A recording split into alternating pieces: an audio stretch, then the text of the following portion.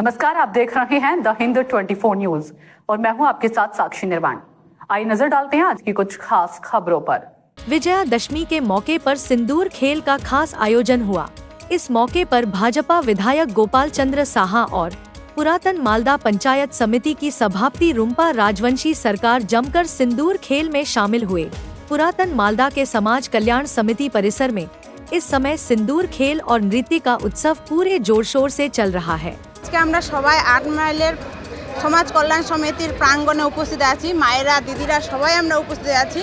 আমরা খুবই আনন্দিত। আজকে সবে মাত্র আমাদের সিঁদুর খেলা শেষ হলো। আমাদের শরদ উৎসব যে দুর্গোৎসব দুর্গাপূজা, আমরা এখানে দাঁড়িয়ে আছি 8 মাইল শ্রীকৃষ্ণ মোড় সমাজ কল্যাণ সমিতির যে দুর্গা মন্দির, সেই মন্দিরে সবাই আমরা এখানে উপস্থিত আছি। আমাদের বিজয়া দশমীর অপরাজিতার পূজা সম্পন্ন হয়েছে। আমাদের এখানে রীতি আছে, প্রতি বছর বিজয়া দশমীর যে অপরাজিতা পূজা তারপরে আমাদের সিঁদুর খেলা হয়। এখানে সমস্ত যারা ভক্তবৃন্দ, যারা সদস্য এখানকার শ্রীকৃষ্ণমোড় সমাজ কল্যাণ সমিতির, তারা প্রত্যেকে এখানে উপস্থিত থাকে।